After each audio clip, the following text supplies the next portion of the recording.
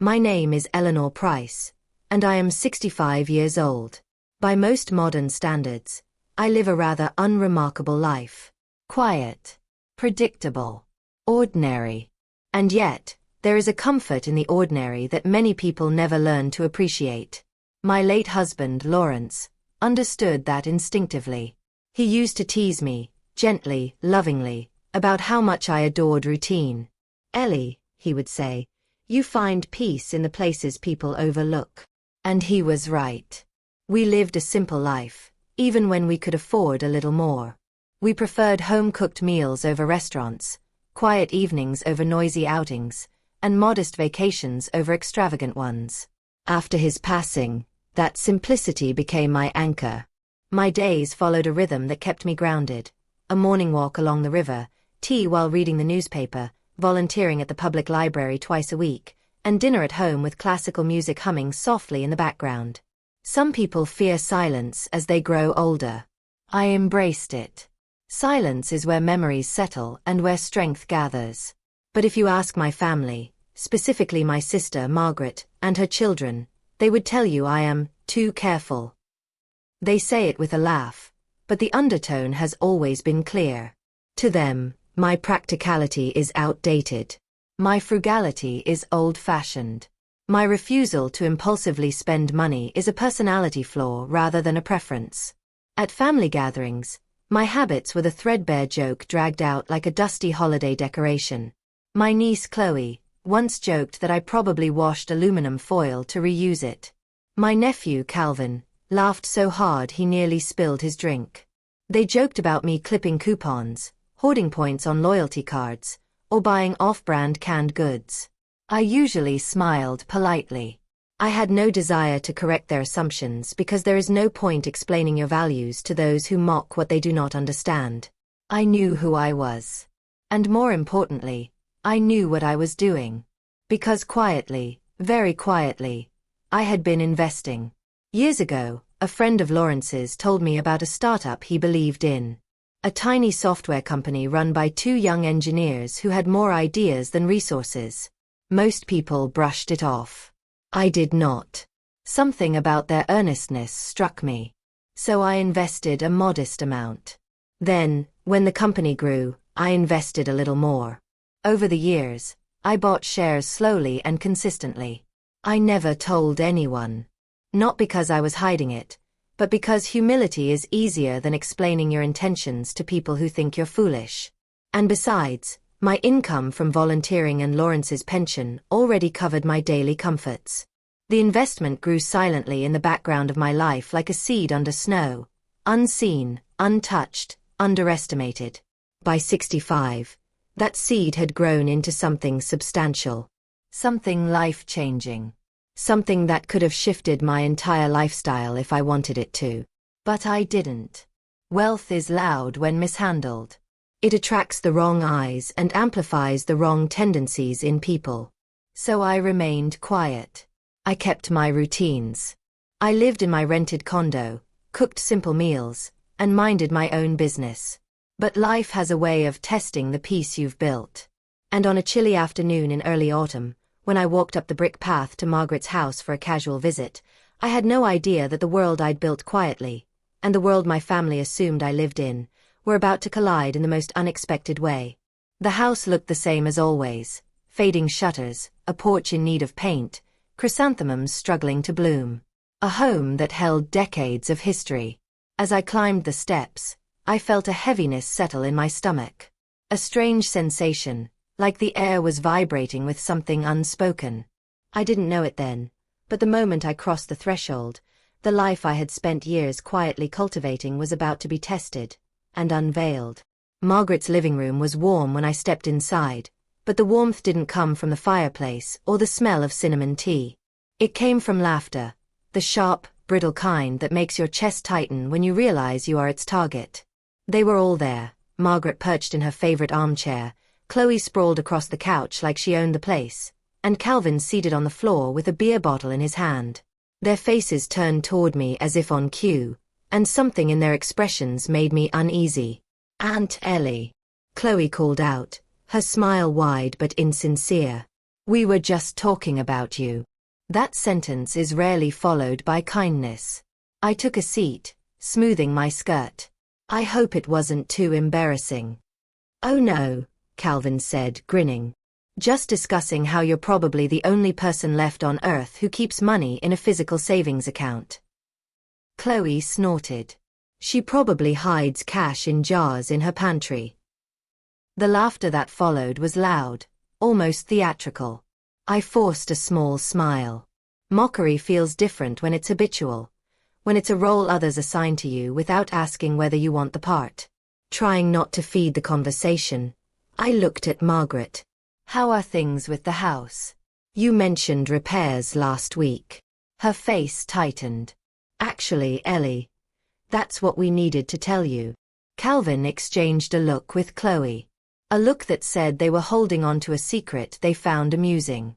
We sold the house, Chloe blurted out. My breath paused. You what? Margaret wrung her hands. I didn't want to worry you. The mortgage was getting out of hand, and repairs kept piling up. Someone made an offer above asking. We needed the money. Already sold? I repeated, stunned. Calvin nodded enthusiastically. Oh yeah. Closed fast. Investor snapped it up the minute the listing went live. Chloe leaned forward, smirking. And we told them something funny. I felt my jaw tighten. What did you tell them? That you'd make the perfect tenant for the guest house. A cold wave moved through me. Calvin burst into laughter. We told them you're obsessed with saving money, so you'd probably jump at a cheap place to rent. The buyer got a good laugh out of it. They were still laughing when I asked, why would you say something like that? Chloe shrugged. It was a joke. You're always so frugal, we figured you wouldn't mind. Margaret looked down, her eyes full of guilt she didn't bother to hide. They shouldn't have said it, Ellie. I'm sorry. But she hadn't stopped them. My voice remained steady. So the new owner knows who I am? Yep, Calvin said. Don't worry. They know you're harmless.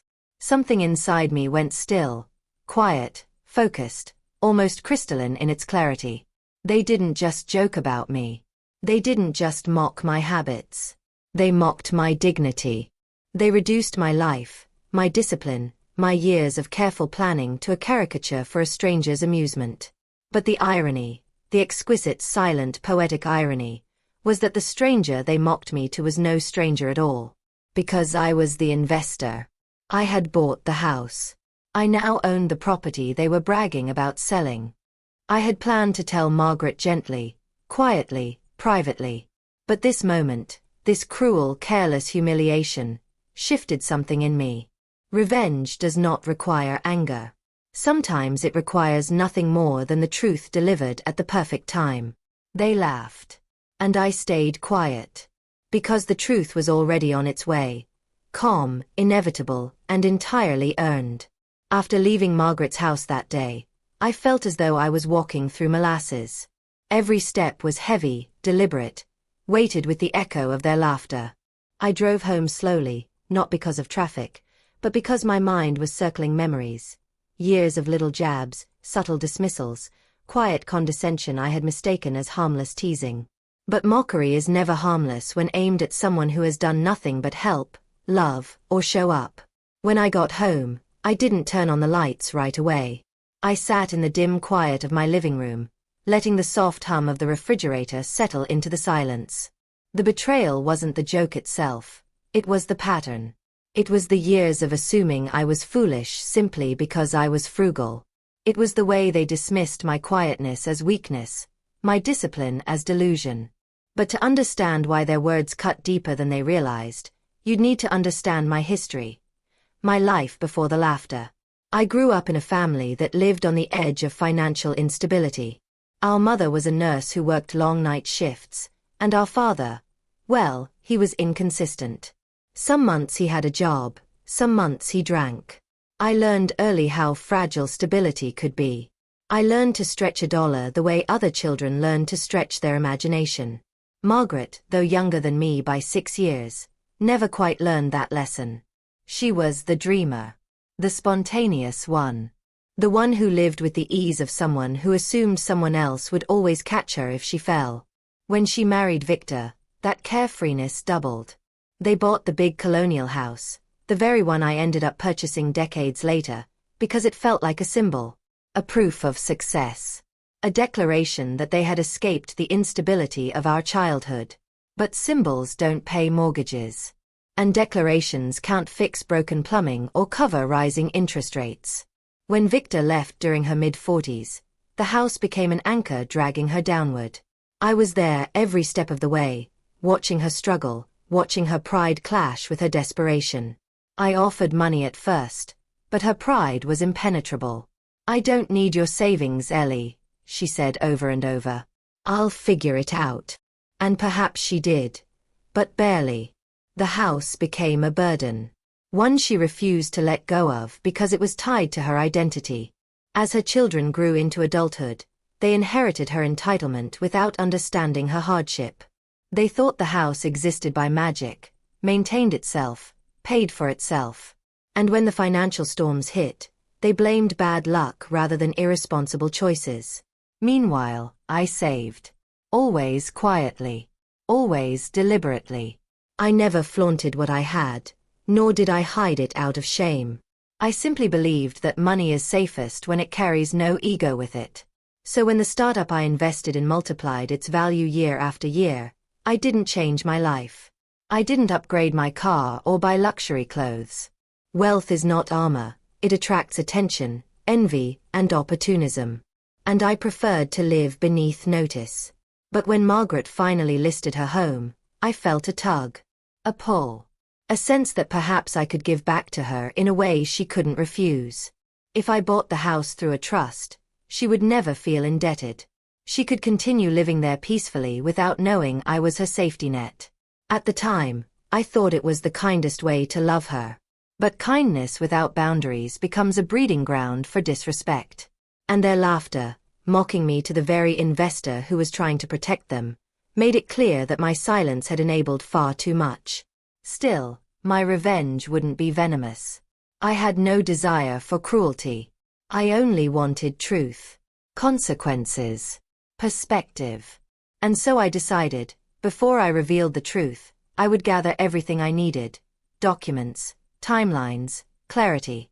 Not to humiliate them, but to ensure that when I spoke, there would be no room for denial, excuses, or misinterpretation. Some storms do not need thunder. They only need illumination. The next morning, I rose with a clarity I hadn't felt in years. I made myself tea, sat in my favorite armchair, and watched the sunrise spill across the river. I wasn't angry.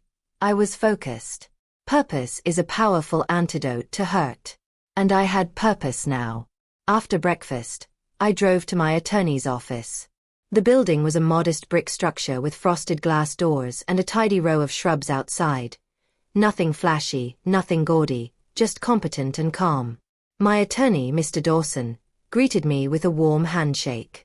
"Eleanor," he said, "I wasn't expecting you." "I need some documents," I replied. He led me into his office. Shelves of color-coded binders lined the walls, and framed certificates hung neatly behind his desk. He gestured for me to sit. "What can I help you with?" I leaned forward, hands folded.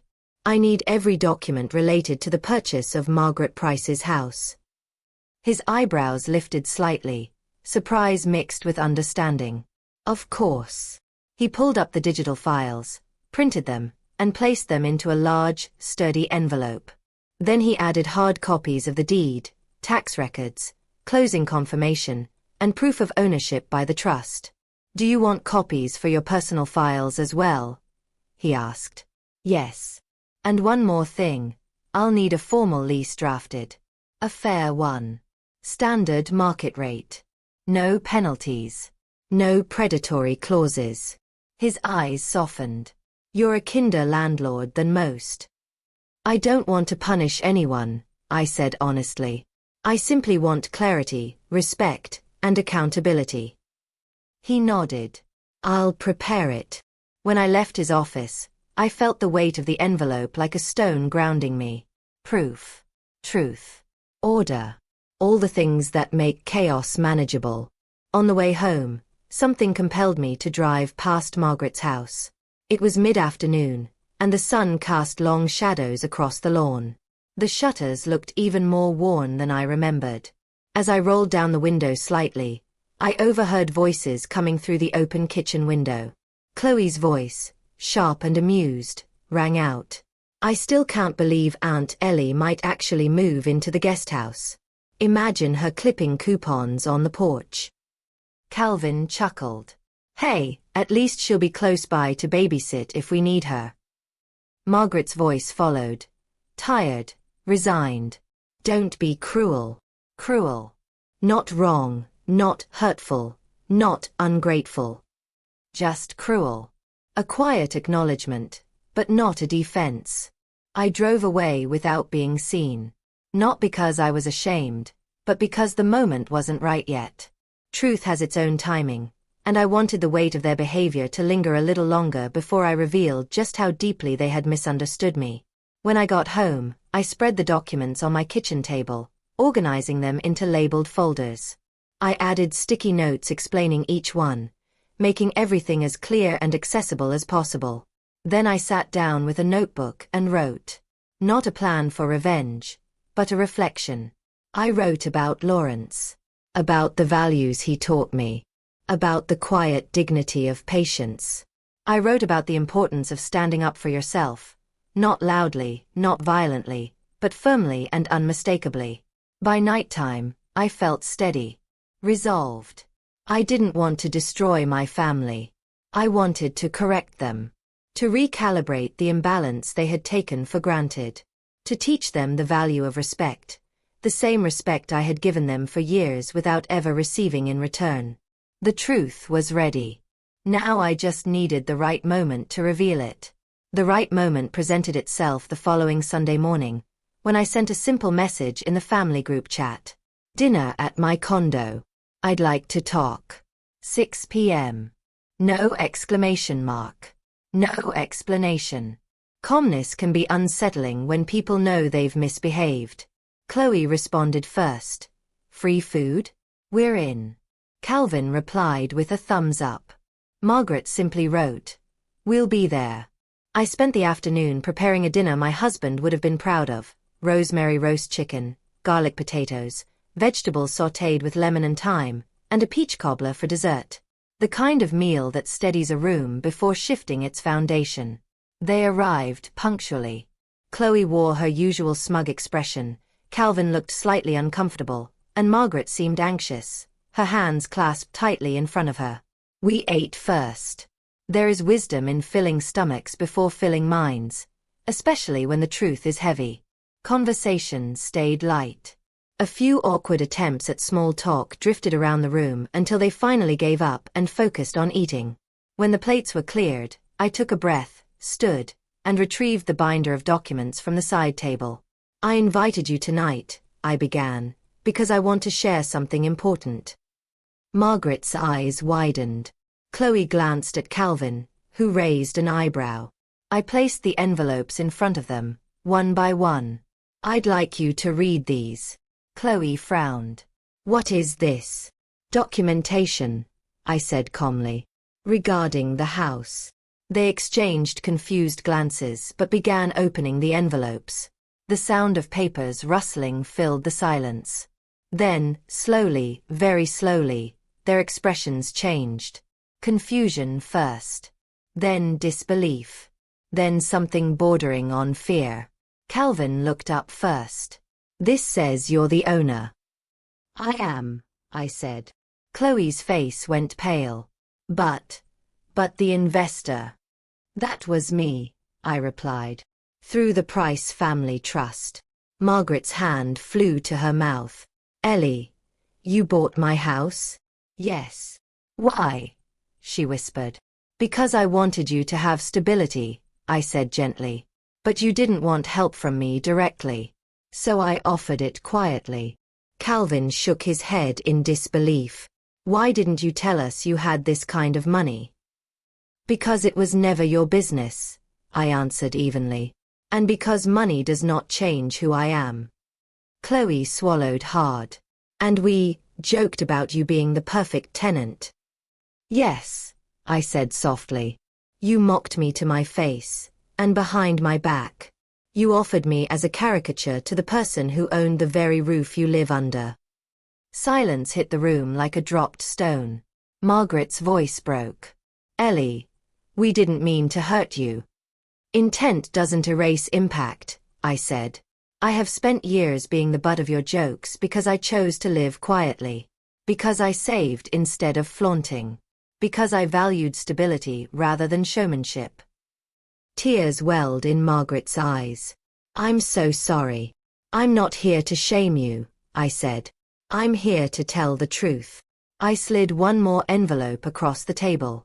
These are the lease agreements. Fair. Transparent. Standard. You won't be displaced. But things are going to change. Chloe whispered. You're serious. Very. For the first time in years, they looked at me.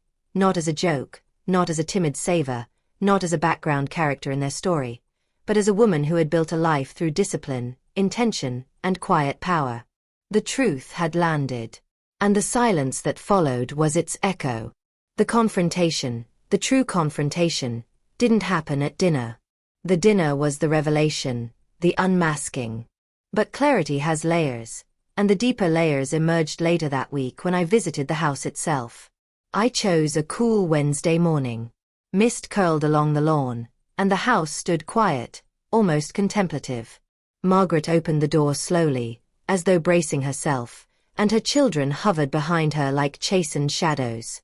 Come in, she said softly. We gathered in the living room. The same place where they had mocked me only weeks earlier. The air smelled faintly of coffee and lemon cleaner. I placed the updated lease documents on the coffee table. We need to discuss the practical aspects, I said. Rent, maintenance, expectations. Calvin cleared his throat. This still feels unreal. It shouldn't, I replied calmly. Because nothing I've done is unreasonable. I purchased a property. You live in it. These are the terms. Chloe shifted nervously. You're being very composed about all this. I looked her in the eye. Anger is not power. Clarity is. The room went still. I explained the lease. The rent amount. The maintenance responsibilities. The grace period. Everything was fair. More than fair, but the seriousness of the arrangement weighed on them. They were accustomed to treating me lightly. Now, they had no choice but to take me seriously. Margaret's voice trembled. Ellie, I want to say this properly. I waited. I'm sorry for how the children behaved. I'm sorry I didn't step in sooner. I've taken your kindness for granted. We all have. I softened. I know you didn't mean to hurt me. But ignoring cruelty is a form of participation. Chloe burst out crying. We've been awful. You didn't deserve any of it. No, I said. I didn't. Calvin nodded slowly, shame weighing his posture down. We were arrogant. We assumed we knew more than you. We assumed we understood your situation. We didn't. That's the problem, I said gently. Assumption is the mother of disrespect. The confrontation unfolded not in anger, but in honesty, in vulnerability, in accountability. They signed the lease. One by one. Their signatures were shaky, but sincere. When the last pen stroke dried, I stood to leave. Ellie, Margaret said softly, do you hate us? I shook my head. No. I don't hate any of you. But I needed you to understand that my life is not yours to belittle. Calvin wiped his eyes. We'll do better. Chloe nodded vigorously. We will. I paused at the door, hands on the frame. This house was your symbol of pride. Now it will be your lesson in responsibility. The door clicked shut behind me with a quiet finality. The confrontation was over. But the consequences, those came later. The consequences were not explosive. They didn't unfold in dramatic arguments or slammed doors. They emerged slowly, like dawn creeping over a horizon, subtle but undeniable. First came the shift in tone. My family, who once teased me without hesitation, now spoke with measured respect. Their jokes softened. Their assumptions dissolved. Their entitlement shrank. Then came the efforts. Real efforts. Not performative gestures meant to win favor, but small, consistent demonstrations of accountability. Calvin began fixing things around the house on his own initiative. He sent me photos of repairs, receipts, updates. Chloe took up budgeting for the first time in her life. She confessed she had never understood how money worked. "I always thought it was something you just had or didn't," she said. "I didn't know discipline was a skill." Margaret changed most of all. She stopped pretending everything was fine. She stopped hiding behind pride. She asked for advice, not money, but wisdom. She invited me to coffee, apologized again, and told me how much she admired my strength. They paid rent on time every month. Not once did they ask for an extension or complain about the terms. They respected the property. They began treating the house not as an entitlement, but as a responsibility. One afternoon, several months after the confrontation, I stopped by for a scheduled inspection. Calvin greeted me with a warm smile. Chloe had baked cookies. Margaret hugged me tightly. The house felt different. Lighter. Not because of me, but because they had changed their relationship with it. And with me. But consequences aren't just behavioral. They're emotional. My relationship with them transformed as well. Not colder. Not harsher. Just clearer. Boundaries emerged where chaos once lived. Respect replaced mockery. Understanding replaced assumptions. And slowly, healing took root. Now, as I sit on my balcony overlooking the quiet shimmer of the river, I reflect on this journey with a calm heart. I am not vindictive by nature. I don't believe in cruelty as justice. I don't believe in revenge through suffering. But I do believe in truth. And truth is the most powerful revenge of all when wielded with integrity. My family mocked me for years, not because I was weak, but because I was quiet. They mistook my calmness for naivety. They mistook my frugality for poverty. They mistook my silence for emptiness. But quiet people are rarely empty. We are reservoirs. And reservoirs run deep. Buying their house wasn't an act of domination. It was an act of illumination. A way to show them the consequences of underestimating someone simply because they don't perform their accomplishments loudly. And in the end, the result was something I didn't expect. Not fear, not resentment, but growth. Real growth. My family learned accountability. I learned boundaries. And healing happened in the space where truth finally lived. If you're watching this, listening to this, or reflecting with me now, ask yourself, who in your life do you underestimate? Is it the quiet one? The frugal one? The one who listens more than they speak? Ask yourself another question. Are you building a life quietly strong enough that when the truth comes out, it speaks for itself? Because that is the moral of my story. Power doesn't need volume. Strength doesn't need attention. And dignity doesn't need applause. Thank you for staying with me through this journey. And now I ask you, sincerely, what would you have done in my place?